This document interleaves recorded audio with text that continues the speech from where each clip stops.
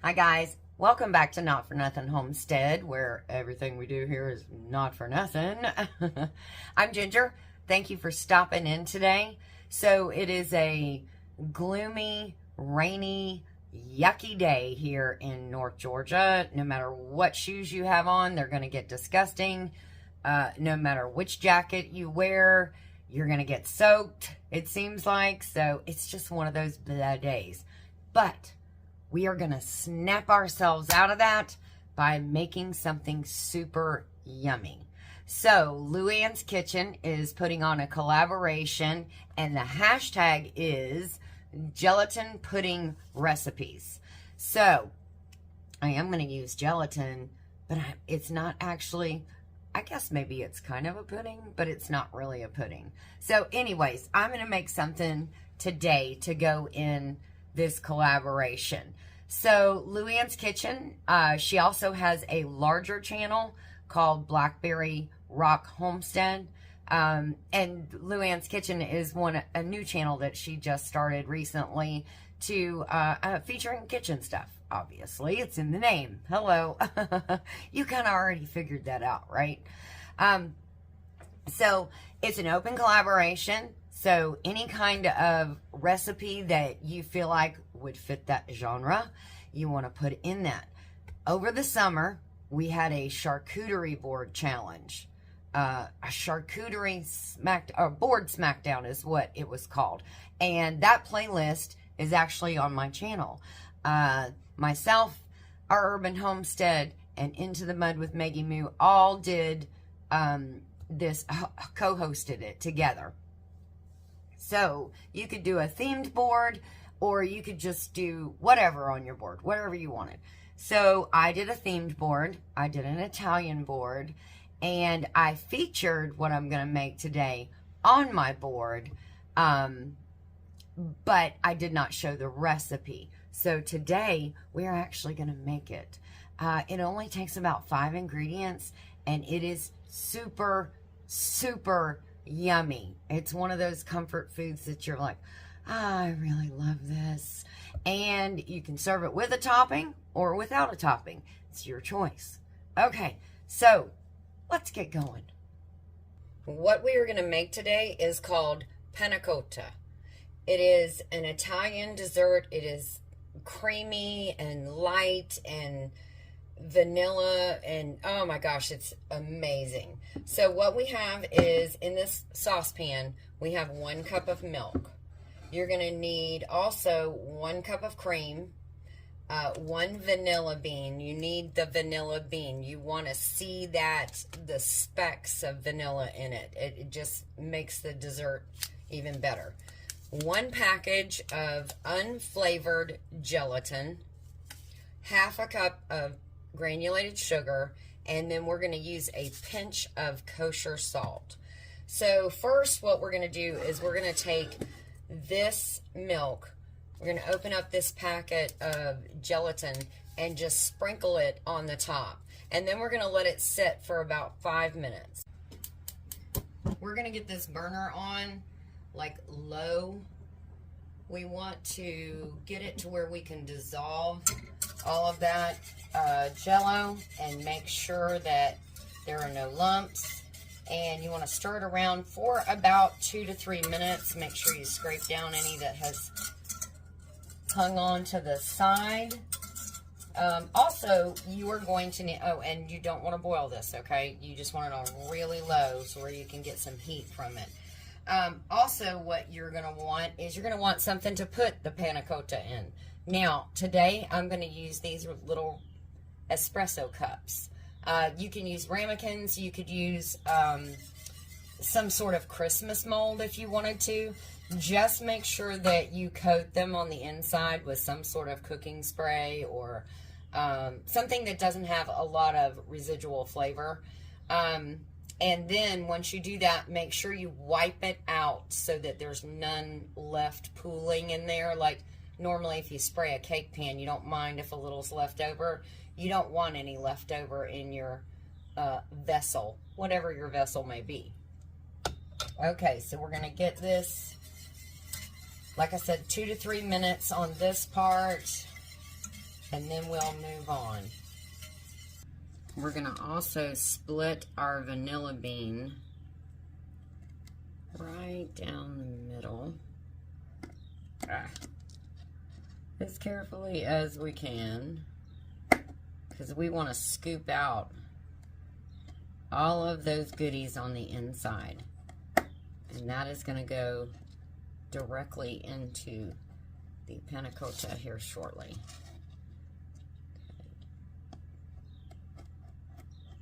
Okay, now let's open it up.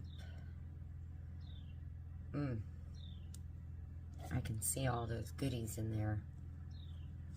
Okay, there we go. And let's just take this knife and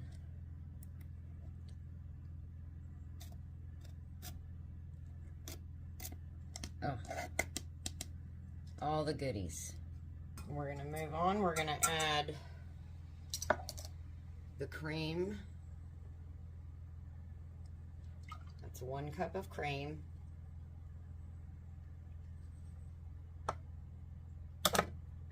We're gonna add the sugar.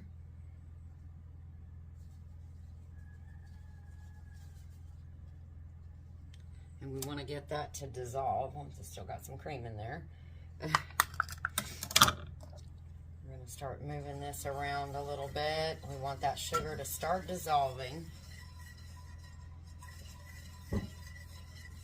Little touch up. Okay. We're going to add this vanilla that we cut up.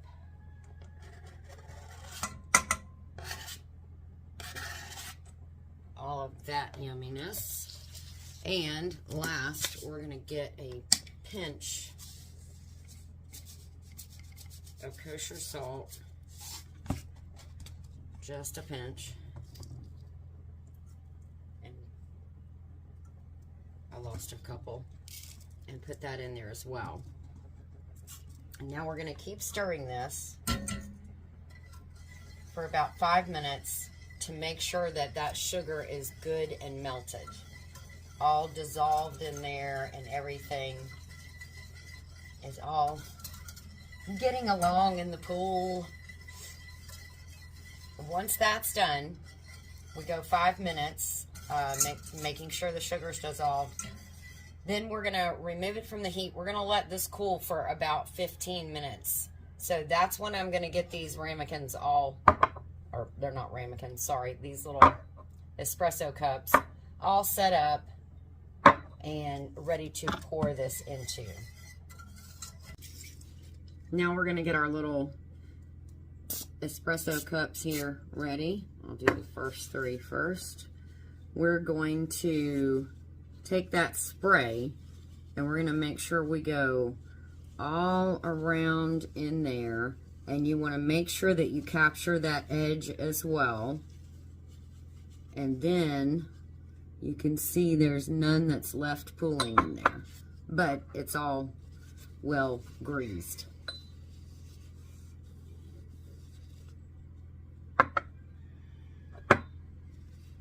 All right, I'll get the rest of these done, and we are just moments away. Well, you're like 1 scene away. It's all cooled, so I'm gonna pour it into something that has a spout to make it a little bit easier to make sure I get each cup filled. Now you wanna leave a little bit of space in the top. So do not fill them all the way to the top. You want to leave a little bit of space there. So, all right, here we go.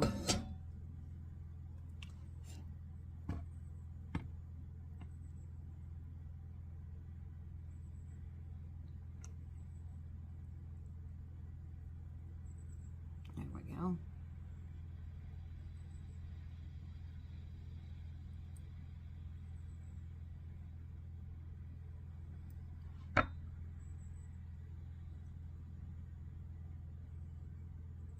I don't know if I'm going to get all 7 of these, but we'll give it a try. Probably not. Probably just 5.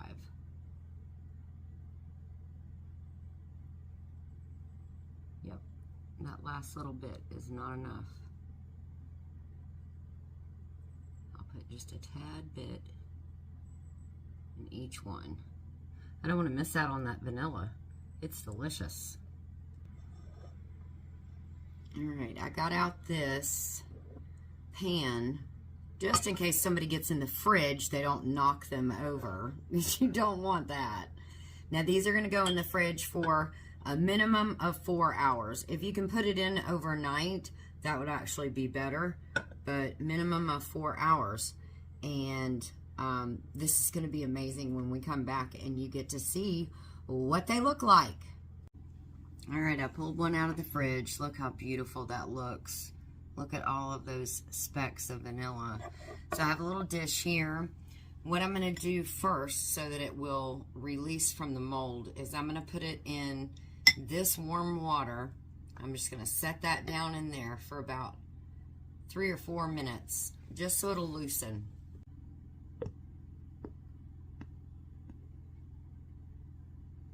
There we go. Oh, that's beautiful. Okay, and you can roast vegetables and put over it. What I did was I took some fresh pineapple and I made a glaze of butter, like caramelized it, and I'm gonna put that over the top.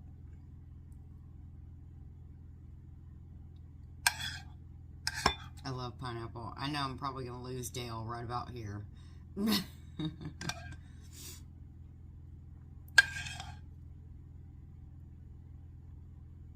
we go. Okay, now we get to go eat this. Okay, here we go. I love this stuff. You are gonna love this stuff if you try it.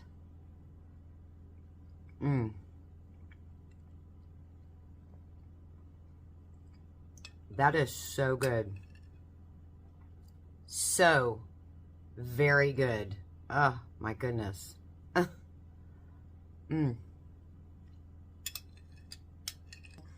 It's really best with fresh vegetables, fresh fruits on it. Canned fruits just don't do it justice. I mean, Panna Cotta is basically cooked cream. You just went to that effort to do it all yourself. So you might as well use something fresh that's going to enhance all of your efforts and complement all of your hard work. So, all right, guys, you got to try this. It is so easy to make and it is so delicious. And for a holiday party, it would be beautiful. Absolutely beautiful. The hardest thing is getting it out of the mold and being patient enough to get it out of the mold. So anyways, guys, I hope you give this a try. That's it for us here today at Not For Nothing Homestead. Take care of you and yours. God bless, and we'll see you in our next video.